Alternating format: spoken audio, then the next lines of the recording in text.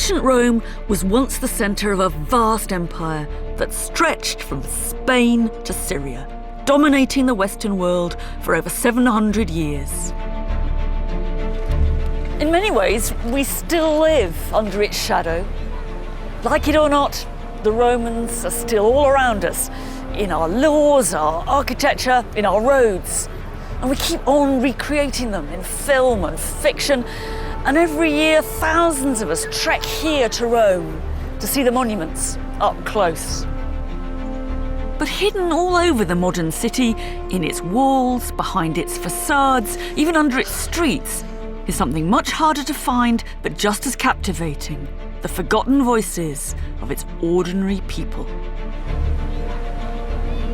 Here's a great kid, holding his little pet dog. And I guess it's his mum and dad on either side. And up above, there's a tombstone of Curatia Amia. And she was someone's best beloved partner, concubinae amantissimae. In this series, I'm getting the voices of these Romans speaking again to piece together a more intriguing view of ancient Roman life. This wasn't just a mugging. This was mass murder.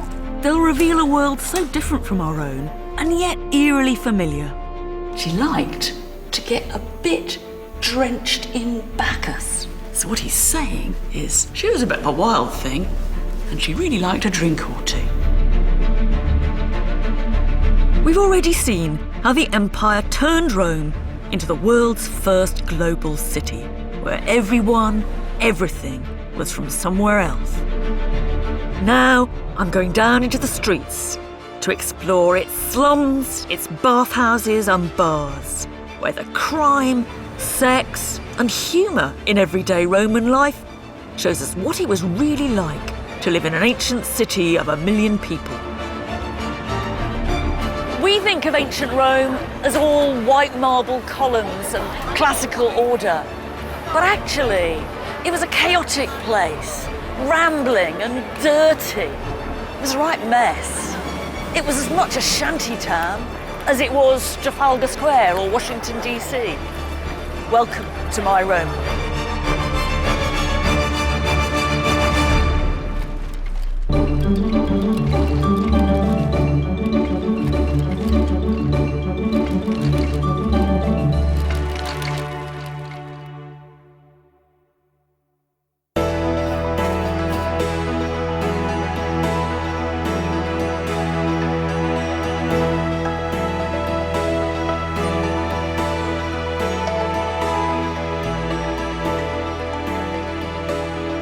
This is a fantastically detailed model of the ancient city of Rome. It's got all the familiar things in it: the Colosseum, the Imperial Palace, the temples, the gleaming marble, the pleasure gardens. But for my taste, it's all a bit grand. And it's a bit misleading because it misses out so many important things that I want to try and get back in. The smell, the dirt, the pubs, the slums. And it doesn't answer the questions that we want to ask. What was it like to be a kid in this city? Where did you go to the lavatory? What did you do if you got ill? What was it like to be just an ordinary Roman?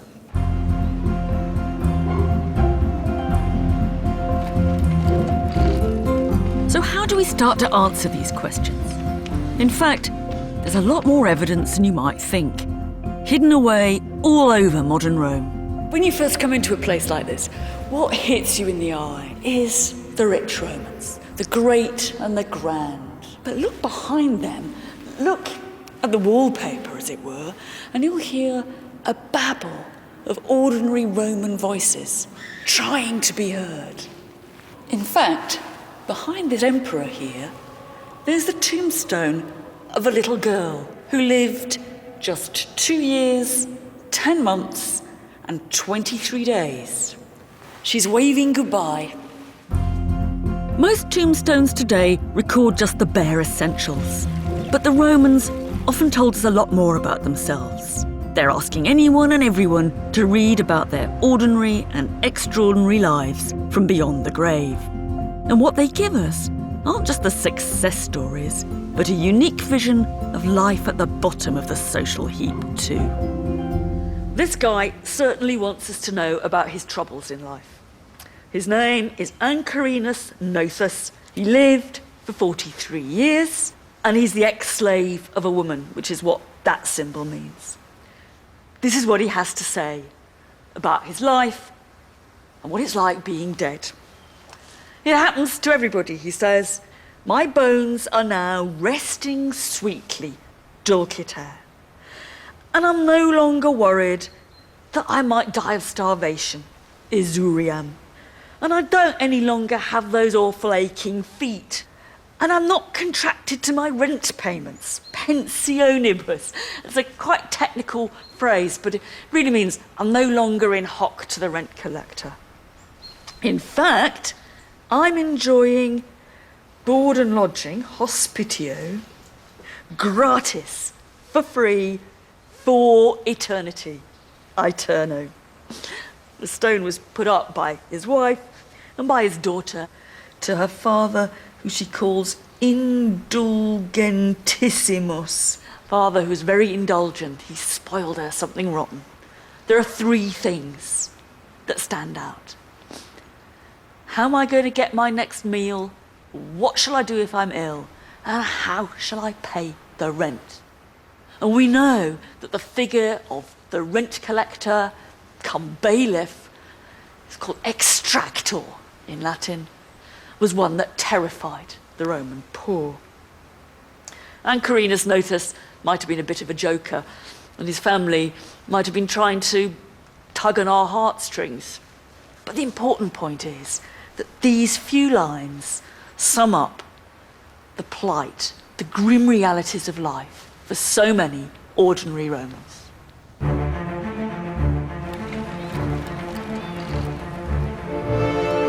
So where might someone like Ancarinus Nothus have lived with his family? It's pretty clear he didn't live in the marble villas we think of when we think ancient Rome. One of the best places to get a glimpse of his world actually still survives in the centre of town, hidden in the shadow of the Vittorio Emanuele monument, one of Rome's most famous modern landmarks. This humble brick building doesn't look like much on the outside. Most visitors walk past it without even giving it a glance. But once you know what it is, a very different Rome opens up before your eyes. This building was converted into a Christian church, but originally it was an ancient Roman high-rise apartment block. The city was full of them. They were called, in Latin, insulae. That means islands. So think away the churchy bits, and ancient Rome lies underneath. Right down there, you can still see the ancient street level, and facing onto the street, there are a series of shops with wide entrances, and above them, little mezzanine flats. So these guys were literally living above the shop. But up here, there were 6, perhaps 7 more floors, more than survive today. But to get the real, authentic Roman impression, you have to remember that just a few feet that way, there was another block like this. So this wasn't so much a nice open road down there, it was a narrow alley. It must have felt like a canyon between 2 vast buildings.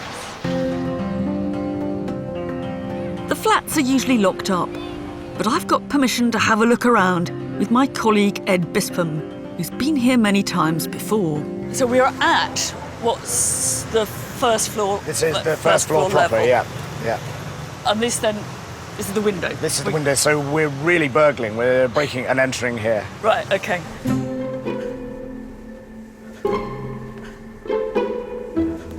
Gosh. The windows have since been blocked up, but on the first floor there was once a spacious apartment where a reasonably well-off family might have lived, with their children and slaves. You wouldn't be pushed for space in here as a single family. I mean, you've got probably 4 nicely barrel-vaulted rooms here. But Further up the building, light, space and fresh air was in much shorter supply. Up here, off each dark corridor, are 4 or 5 rooms just a few metres square. We don't know for sure how many people lived here, but to get 1 million people into a city the size of Rome, you had to pile them high and squash them in. My guess is that these weren't single occupancy. This looks a bit spacious, but that's because the dividing walls have gone. So you've got to imagine a wall here going right the way up to the vault with maybe a little light window in it. The thing that always kind of shocks me is the sense that we might have had 6 people living, in inverted commas, in here. This is one step up, 1 or 2 steps up, actually, from the real bottom of Roman society, isn't it? Compared to sleeping in a tomb or under an aqueduct arch, this is quite bijou.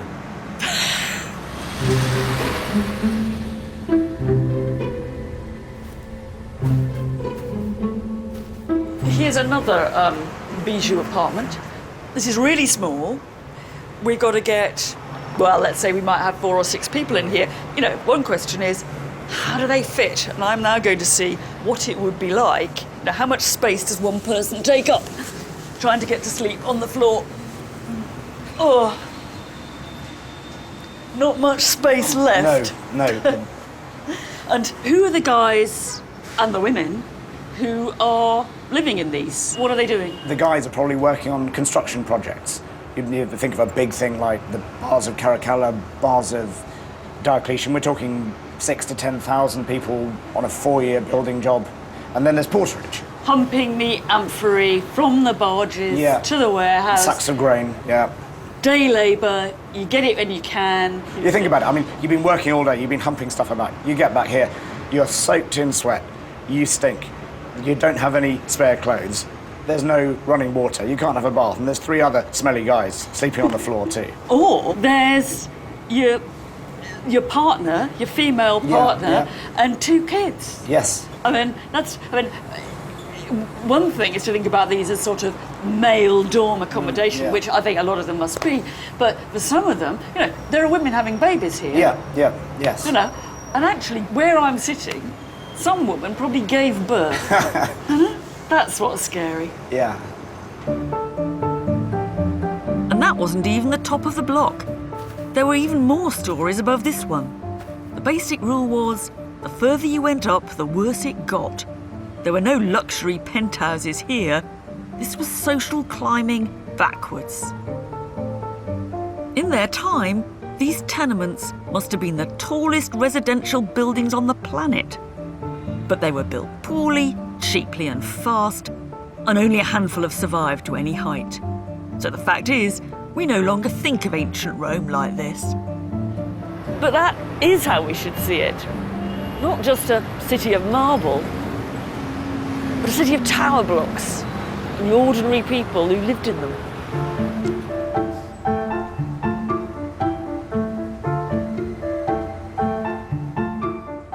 Perhaps the best place to get a snapshot of the kind of community you might have found in a Roman high-rise is now hidden at the bottom of a garden in a Roman suburb. In this extraordinary communal tomb lie the remains of every walk of Roman life. There's hundreds and hundreds of them here.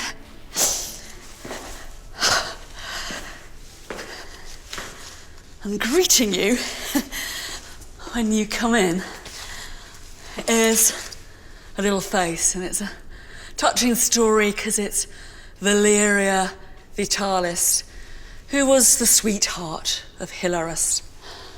I bet he made sure that he got his sweetheart into prime position. This is a just fantastic kind of career directory of the ordinary Roman people. This was probably quite a bruiser. It's Cinio, the bodyguard.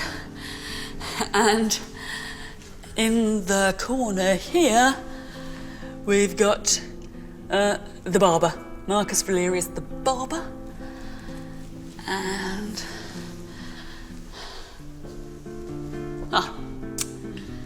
Hygeia, the midwife. And up there, and I'm not going to risk a Roman Ascent up there. We've got a nice accountant. All of Roman life is here. But this isn't just a Roman job directory. It's a wonderful glimpse into how the Romans lived stacked up in death, not just in life. Trying to understand ancient Rome is always a bit of a post-mortem. I mean, they're dead. The Romans are dead. But they can still speak to us. Not just the rich and powerful, not just the great writers, but the ordinary people, like those in this tomb. They send us these little tweet-size messages telling us who they were, what they did, and saying, "Remember me." It's one of my very favourite places in the city of Rome because it gets us close to real people with real jobs and real names. Cinio, the bodyguard. Hygeia, the midwife. We find them here living in death just like they did in life. This is a kind of burial high-rise. And also, I can't help thinking, somewhere behind this, there might have been a landlord asking the dead for their rent.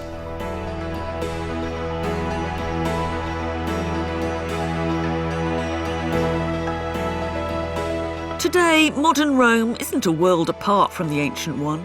Seen from the air, it's still a city of rented apartment blocks in a grid of little islands. But apart from that modern model, how else can we get closer to the way the ancient city was actually laid out? At the Museum of Roman Civilization, packed up in boxes, is a tantalising clue. It's sadly not usually on display, but what's inside are the remains of a precious Roman map carved in stone, a kind of marble A to Z, that once showed a complete ground plan of the city. Over the last few hundred years, about 1,000 fragments have been discovered, only 10% of it. But luckily, a few bits do still fit together. It's not hard on any jigsaw puzzle to recognise the Colosseum.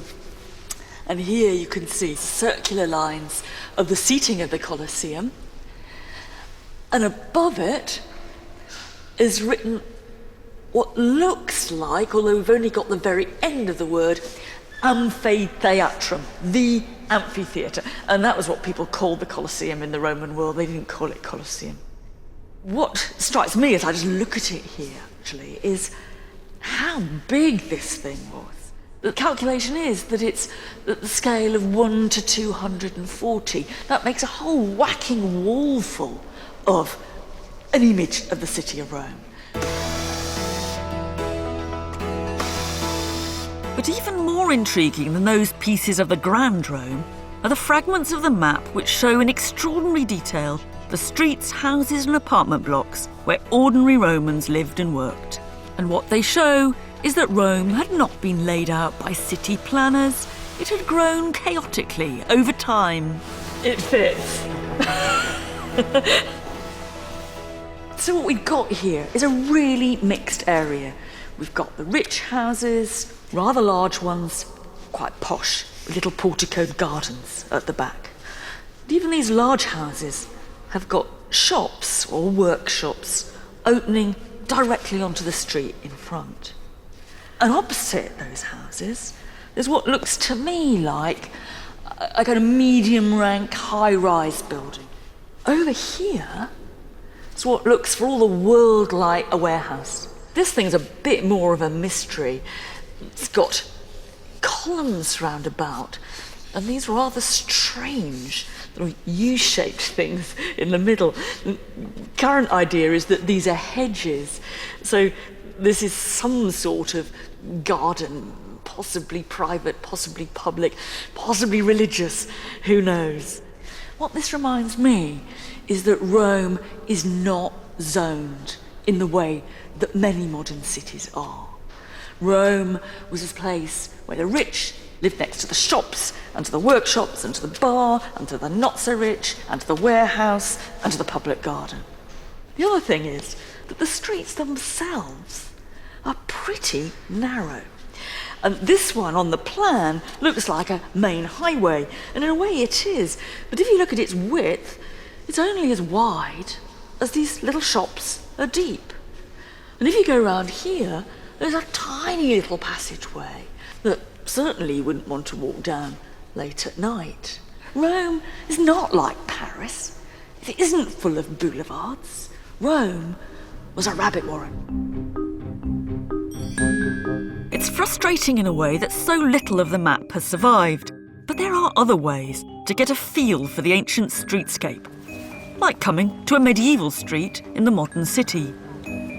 Ancient Rome's roads were so narrow and its roofs so perilously high that they were full of dangers, like falling chamber pots. And Roman writers jokingly recommended no Roman go out without writing a will.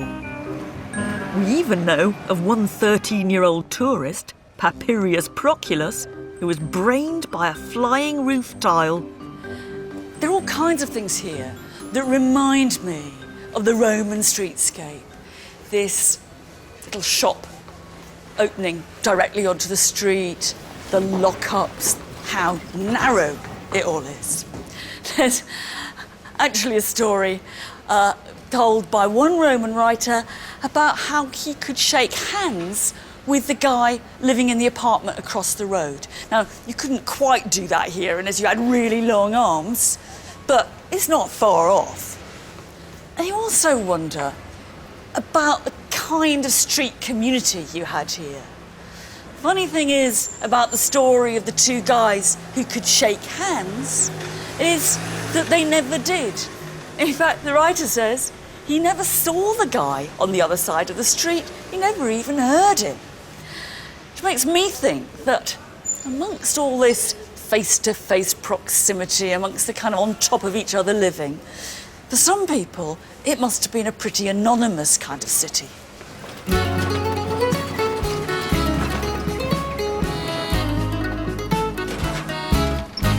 That Roman writer was a poet called Juvenal, a satirist who lived in Rome around 100 AD. So how might his domestic arrangements compare with ours today? To help me find out, a very gracious Italian lady living on the same street has let me poke around her apartment. Buongiorno, come va? Bene, sono Mary. Io sono Rita. Looking at the modern setup can help us see what's distinctively different about the ancient one.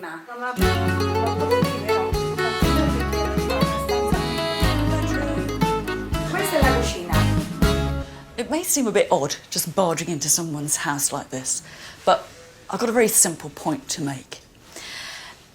On the outside, a place like this looks much like an ancient Roman apartment block. But come inside and it reminds you of the differences. Now, that's not just the washing machine and the microwave. We know the Romans didn't have those. But all the things that we take for granted as absolutely basic services here. Running water, a lavatory, heating, and actually some natural light. Many of the people living on the upper floors of a Roman high-rise wouldn't even have those. Now, the consequence of that is absolutely obvious. You simply had to go out to get almost everything that we take for granted as having at home.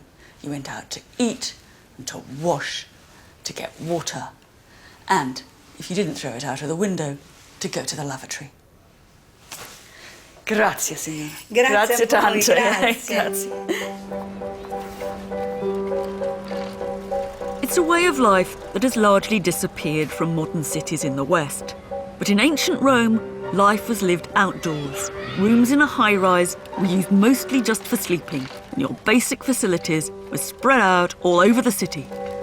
As one amazing archaeological site not far from Rome makes clear, for ordinary Romans, what we now do in private could be a far more public affair.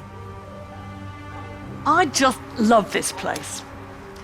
If you want to understand a culture, look to its lavatories is not a bad motto. And this is a Roman communal toilet. According to one ancient guidebook that survives, there are 144 public latrines in downtown Rome. Though, of course, we don't know how many seats each had. It's not exactly clear how this worked. What about this channel here? Did it have running water in it? Or was it just to catch the drips and the bad aims? And what about this hole here? Was that for men to pee through? Or was it where you put the sponge to wipe your bottom? Perhaps both. Do we think it was unisex? Who knows? But the point's a simple one. This is how we have to imagine the ancient city. Everyone shitting together. Tunics up, togas up, trousers down, chatting as they went. And it wasn't just going to the lav that was a social activity. Often, there was no sanitation on the upper floors of a high-rise, so most Romans went to the public baths to wash and let it all hang out. We don't often get to hear what the baths meant to ordinary people. But this tombstone of an ordinary guy, interestingly, lists baths and associated activities as one of the great pleasures of life. And he says, here I am, I'm in this tomb, primus notissimus, known to the world as Primus, or famous Primus. Then he goes on to say, I lived on Lucrine oysters. It's the very best you could get. And I often drank Falernian wine. It's like saying, I often drank the really best claret. And then it has a nice summing up. Balnea, vina, venus. Baths, wine and sex. Mecum senuere per annos. They grew old with me. I enjoyed them, I suppose, till I was old. Now, we find that combination, baths, wine and sex, elsewhere. And in fact, there's another nice tombstone of a man called Tiberius Claudius Secundus. And he appeals to the same threesome, but in a slightly more worldly wise way. Baths, wine and sex, he said, ruin your body. True. But they're what makes life really worth living.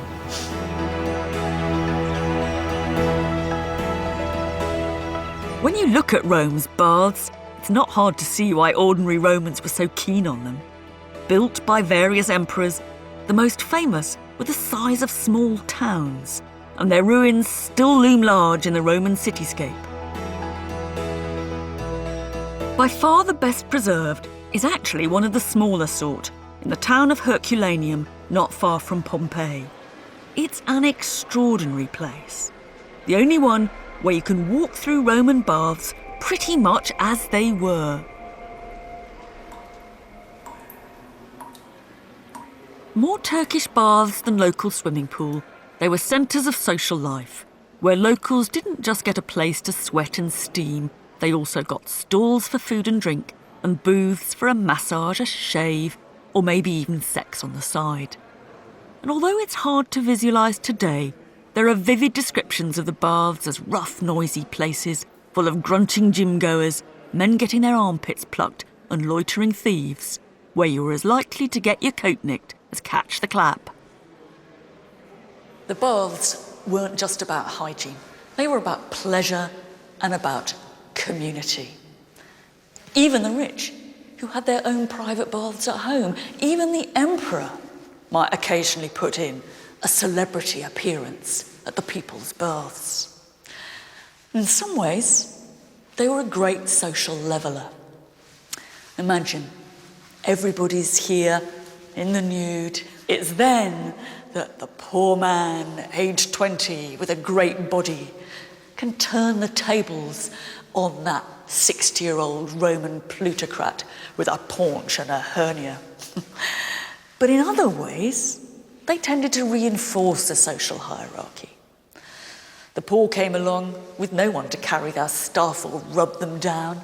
The rich came with a whole retinue of staff, elbowing the man's way through to the pool, pushing the poor aside.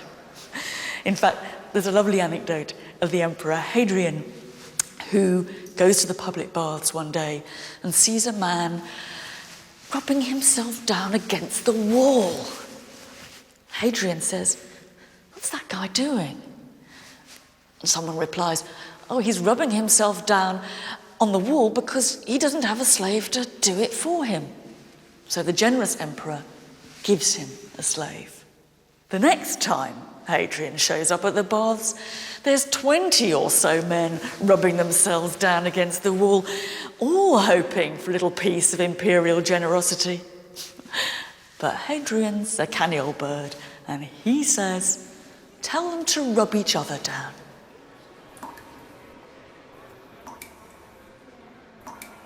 However exotic this world might now seem, for me, spaces like the public baths and toilets tell us a lot about how Roman communal living created those voices that feel so familiar today.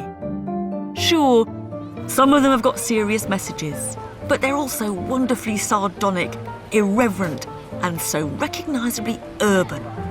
There's a marvellous guy from Tivoli, Flavius Agricola, and he's got some great advice on his tombstone. Put on your party hats, my friend. Drink down that wine and don't say no to sex with pretty girls, because you won't get a chance when you're dead. That's what urban living, cheek by jowl, bottom by bottom, is all about. Makes you live faster, talk faster, and think a bit differently.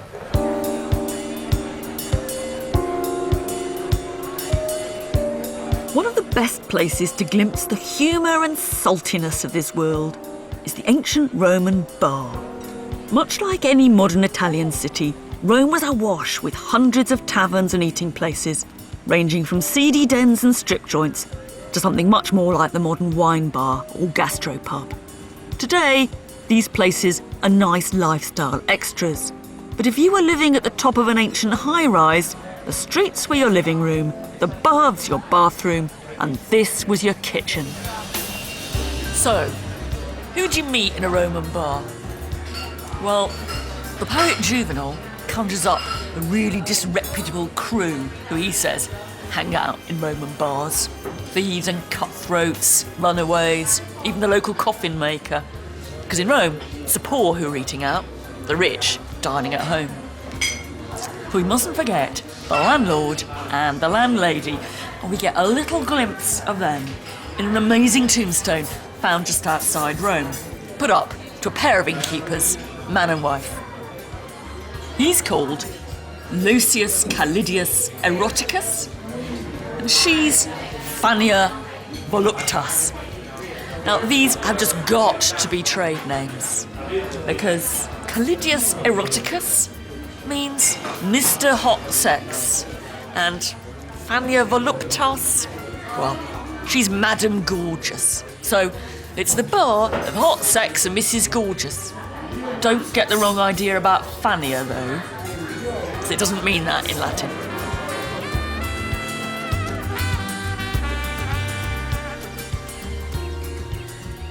Quite a few ancient bars have actually survived, but one in particular, in Pompeii, captures the flavour of ancient bar life on its walls.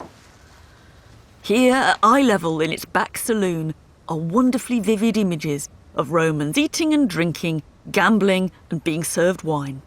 And here, one that's been sadly hacked away, probably by some Victorian moralist, because what it showed, as we can tell from an early 19th century picture of it, is a couple of people, bloke, woman, having sex with wine glasses in their hand simultaneously and balanced on a tightrope. All that's left of it is the bloke's feet. Whether life in the average Roman pub was quite as raunchy as these pictures suggest, I don't know, but there are plenty of graffiti around Pompeii saying words to the effect of "I screwed the barmaid," so it doesn't take much to guess what happened after closing time. And certainly the Roman rich were paranoid about pub culture. It's here they thought that the people got above themselves, planned riots, got awkward, got very drunk, and they were hugely disdainful of the kind of vulgarity of it all. Of course, the rich have always said that kind of thing. They gamble themselves silly, but take a couple of poor travellers and give them a game of dice, and the rich are prophesying instant moral decline. The best example of a bar that isn't bothered by any of this moralising is in ancient Ostia, a harbour town not far from Rome. Inside are a set of paintings that take us right into the world of Roman anti-establishment bar humour. The art historian John Clark has come to explore it with me. Just come in here and you see these men, and we've only got the tops of them, the torsos, because later on it got cut off and lost, but they are sitting on a common latrine.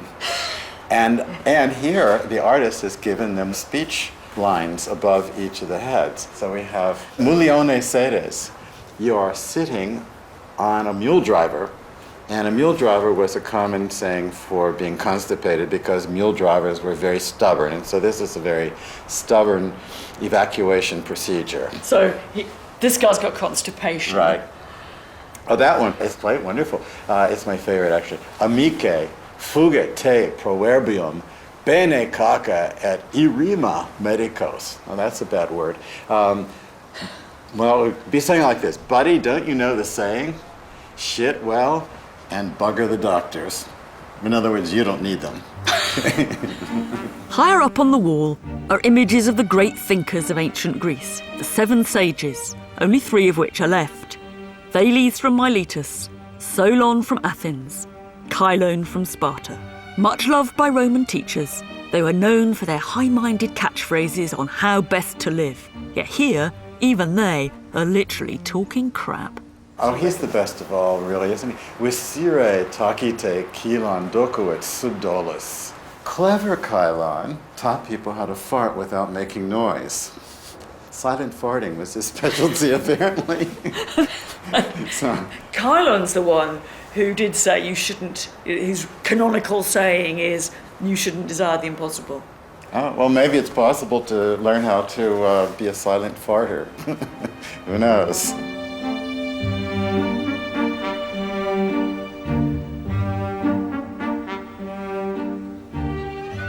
We shouldn't get the impression from a place like this that the only thing the ordinary Romans joked about was their bowels and their constipation. In fact, an amazing collection of Roman popular jokes still survives, almost 300 of them, the Roman Joke Book. And that shows Romans joking about almost everything. One of my favourites goes like this. A man's walking along the street, he meets a friend and he says, "Oh, are you alive? I heard you were dead." The guy replies, "Oh, look, you can see I'm alive." "Oh," said the other, "but the man who told me you were dead is much more reliable than you are." Silly joke, perhaps a slightly nasty joke. But for me, it opens up one of the big problems of big city living. In a world without ID cards or passports, who are you? How do you know who you are? And how do you prove who you are? That's a problem.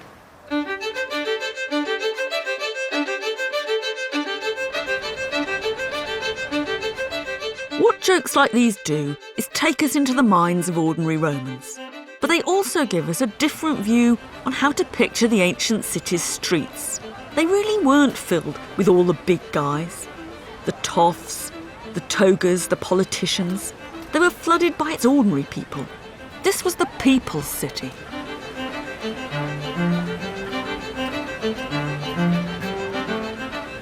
You wouldn't have come across many of the rich and powerful in the streets and squares of ancient Rome. They'd much more likely have been hurried along in a sedan chair carried by slaves, curtains drawn, a bit like a modern celeb in a chauffeur-driven, blacked-out limo.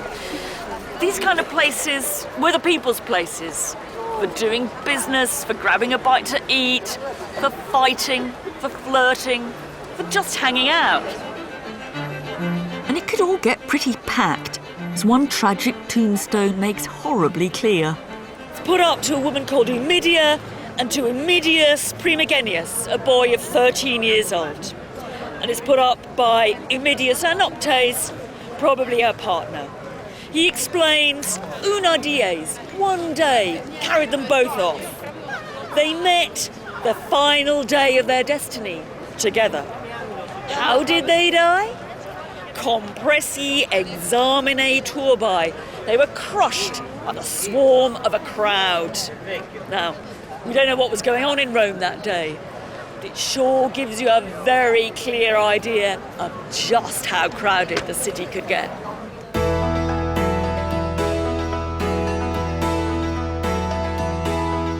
So if this gives us a clue on how to repeople the streets of ancient Rome, what happens when you look at its most famous public space through this lens? That space is known as the Forum. It's now a picturesque but sad wreck of what it once was. And honestly, it's hard for almost anyone to make head or tail of. But this was once the location of some of the city's main law courts, political meeting places, and grandest temples. Let's forget for a bit the forum of the great speech makers, the politicians, the celebrity lawyers, the friends, Romans, countrymen types. Of course, all that stuff happened here, but my forum isn't the forum of those bigwigs in their white togas. My forum's the forum of the poor people, the middling people, the ordinary people in their tunics, even in their trousers. In fact, one Roman comic writer has left us a guide to the types of the Forum, a satirical guide to who you might find where. And I'm off to follow him. This writer was a man called Plautus, the author of Boy Meets Girl farces. And what he gives us is not the official guide to the Forum, as the big guys might want us to see it, but a down and dirty rough guide. This doesn't look great now, but it used to be a big public hall. But what does Plautus say? He says, this is where you find the bargain hunters and the clapped-out prostitutes. Elsewhere, Plautus talks about the wide boys, the sort you might have found playing for profit at one of the gaming boards you can still see, scratched all over the steps of one of the main law courts. This is the board, and it's got loads of dips in it. Now, actually, someone has spent quite a long time making those great pockets. It's always hard to reconstruct the rules of these games. It's like having a Monopoly board and a house and a get-out-of-jail-free card and trying to reconstruct what on earth you're supposed to do. Well, I'm going to give this game a try. First off, the marbles. Losing my marbles. Perhaps what you did, actually, was tiddlywinks. That's possible. Oh, look at that. So, my conclusion from this academic experiment is that this is a tiddlywink board. So what about the Forum's temples of the Roman gods? What does Plautus have to say about those? This is one place where all those different levels of life in the Forum come very nicely together.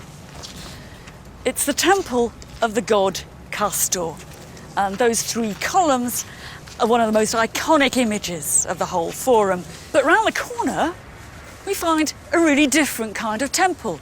Underneath, built actually into the temple itself, is a row of little shops. You walk a bit further on, and you look to the back of the temple. Go back to Plautus, what does he say? Rent boys. And we don't just have to rely on a comic writer for evidence of ordinary life in the Forum. Modern archaeology has succeeded in backing him up. When a group of Scandinavian archaeologists excavated one of the temple's shops, they unearthed some extraordinary ordinary objects, including evidence of what looks like a Roman dentist's.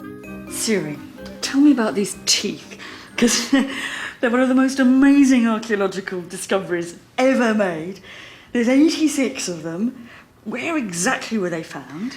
They were found in the drain of one of the shops in the podium of the Temple of Castor and Pollux, and they were probably meant to be flushed down into the big Cloaca Maxima, which runs by the side of the temple, but for some reason they got stuck. And they've all been actually extracted, haven't they? Because their roots are still pretty much whole. No anaesthetic apart from a quick glass of wine. They must have screamed during these operations. This is just somebody's agony. Yes. And they didn't just find rotten Roman teeth. It was something like a beauty parlor, I think. We have these fine glasses, you see here, for oils and creams, and this is a drinking cup. They could also gamble. You see these spices. So, yeah, these are very nice dice. Perhaps you're playing dice while you're waiting. Instead of reading magazines, you're playing dice. Yes, indeed. And this looks, for all the world, like a tongue depressor. Kind of open wide, Yes, serene. yes. Putting all this stuff together, it's a really wonderful glimpse of the kind of other side of the forum. So this is the people's place as much as it is the rich people's place. And this is the kind of stuff that the people are doing there. They're playing dice and having their appalling teeth. Yes. Ugh. Ugh.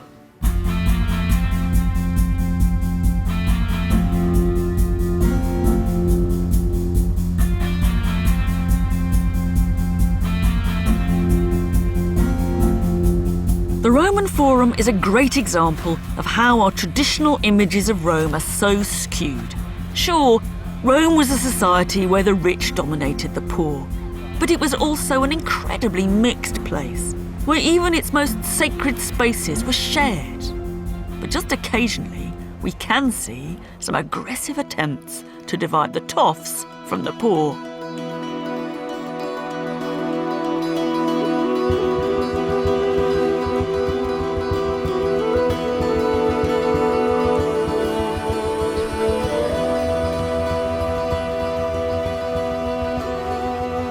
Most people come here to look at this vast temple put up by the Emperor Augustus.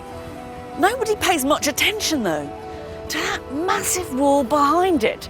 And in a way, that wall can tell us more about life in ancient Rome than the marble can. On the other side of it was an area known as the Suburra. Not exactly slums, but mention Suburra to your average Roman and they'd think crime, prostitution, something pretty seedy. This wall's an ideological barrier. It's saying to anyone who lived in the Suburra, this is posh territory, keep out. But there's another story too. The Suburra was full of rickety wooden, jerry-built high-rise blocks constantly falling down. It's a real fire trap. Actually, this wall is a vast firewall. Unsurprisingly, the buildings of the Suburra have largely disappeared. But some of the voices from the tenements and from that dangerous side of the city have survived. One was found in the foundations of a modern office block in a rather grey part of suburban Rome.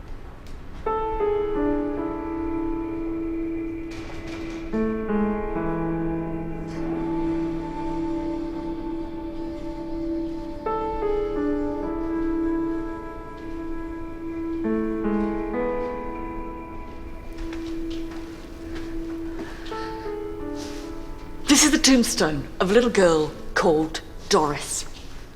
She was infelicissima, terribly unlucky. Why was she unlucky? Because she died in a fire, a sudden fire of incredible violence. She'd only just had her 7th birthday. She was 7 years and 22 days. This was put up to her by one of her friends or family, a woman called Licinia Haydeni, and she ends rather touchingly.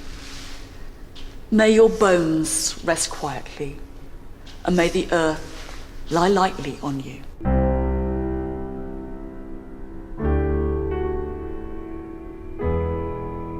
Doris can't have been the only kid to die this way. Fires were so common that large parts of the city burned to the ground on numerous occasions. But the point is, it wasn't just easy to start a fire. It's very hard to put one out once it had started, and there was no efficient, effective public fire brigade in the terms that we know. There was, it's true, a kind of paramilitary organisation of watchmen, of vigiles, who did keep an eye open for fires starting, but they hadn't got much effective equipment to deal with them if they did. A few poles to pull buildings down to make a fire break, some pails of water and vinegar, and some blankets to try and stifle the flame. Some of them were probably pretty brave, but others were corrupt and on the make. One story is that in the Great Fire of Rome under the Emperor Nero, the Watch, instead of trying to put the flames out, they joined in looting the buildings that were already ablaze. I wonder if anyone came to try and rescue Doris.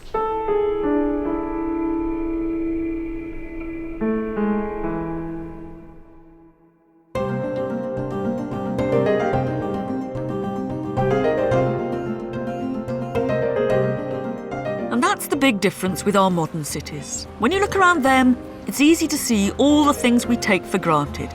Everything from litter bins to friendly or unfriendly cops on the corner. But in ancient Rome, there were none of these services. There was hardly a fire brigade, there was no police force, no prisons, and the only real security forces were in the pay of the rich. To flesh out the picture, I went to meet Corey Brennan from the American Academy in Rome. Clear for me is why they didn't provide services. Did the poor want services? Oh, I'm sure they did. Because when that guy, Ignatius Rufus, in the reign of the Emperor Augustus, starts his own fire brigade, the Emperor Augustus, instead of saying, well done, Ignatius, congratulations, thank you very much for helping the people of Rome, actually, basically he's executed. Yes, precisely. It goes to show the competition amongst the ruling class, amongst elites, because each one of them knew if they were to step forward and effectively provide these types of social services that were really needed and that people really wanted, the type of political cachet that they could build just from that act really would make it unbeatable. So they really worked to cancel each other out. Yeah. And the people who suffered were, in fact, the Romans themselves. But the lack of social services weren't the only problems on the city streets. They might have been filled with real life, but real life, as in any modern city, could be hard to control. Violence was an ever-present danger, as one nastily familiar story tells us.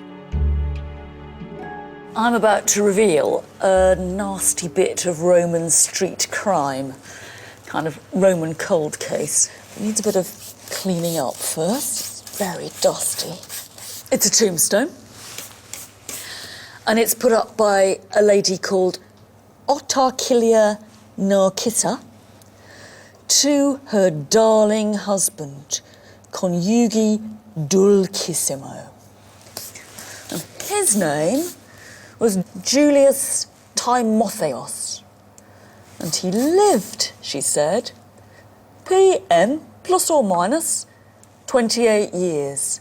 That means Otarchillia wasn't entirely certain how old the husband was.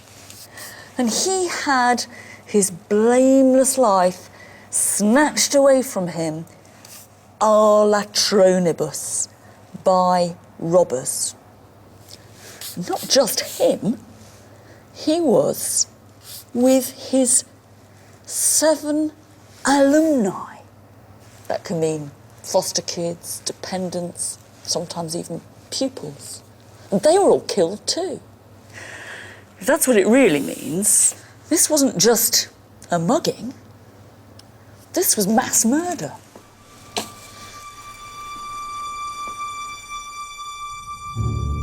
If the streets were never completely safe by day, then by night we know they were lawless places. The poet Juvenal writes graphically of having to pick his way home in the dark, dodging the violent gangs and drunken bullies on the prowl for fights. Preserved under the foundations of a church in central Rome is one place that helps us get close to this atmosphere. Here are the mean streets of a real Roman neighbourhood. We're a few hundred meters from the Colosseum, and this is the back alleys. Oh, this feels like a Roman street. Well, it's because it is a Roman Street. Roman street. What you have to do, you know, if you try and reconstruct this, you've got to think dirt. A lot of it. This is very clean. You've got to think smell. A lot of it. But it feels kind of a bit scary. It's a mugger's paradise. I mean, there's no doubt about it. I mean, street crime's one thing, but, you know, apartment blocks directly on the street, you know, it's a burglar's, you know, cat burglar's paradise. Precisely. Isn't it? When the Emperor Augustus really wanted to get people to come to his games, what he did was he distributed armed guards throughout the city because otherwise people would be reluctant to leave their houses because it was known that when it's a big game day, so to speak, that's precisely, it's like New Year's Eve. Basically, that is the prime day to go robbing. I mean, when there's a question of a serious breach of public order, then the officials get interested. So if the authorities had little interest in the day-to-day welfare of their ordinary citizens, what happened if you got murdered in streets like this? How could your family pursue justice? The Romans had the system of public courts, and the name is misleading because what it was courts that saw to breaches of the social order. So you get murder, but really when there's a political aspect to it. It's upper-class murder. Exactly. They looked at conspiracy, setting fires. In order to come in the purview of Roman law, you either have to go after someone who's rich, well-connected, and powerful, or you have to be making a very big tear in the social fabric. Yeah, so if somebody murders my brother, unless he's important, that's the only person who's going to do anything about it, really, is me. Yes, the self-help.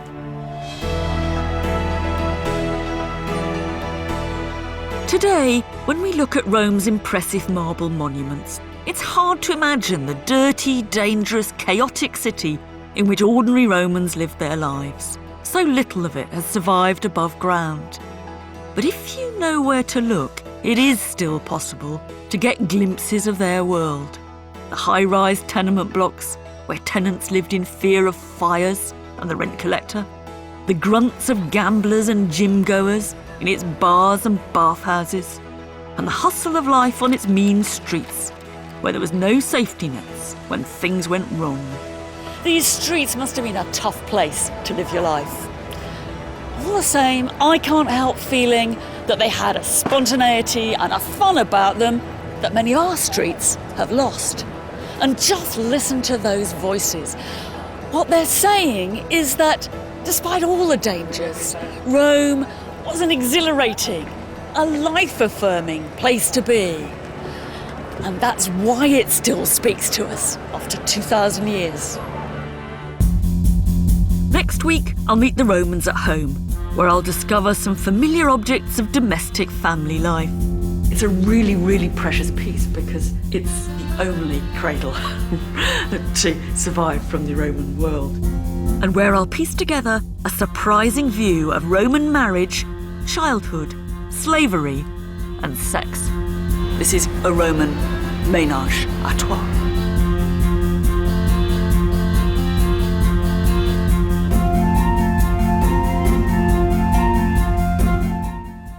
Next this evening here on BBC HD, we've got live music headed your way with Jules Holland. Stay with us.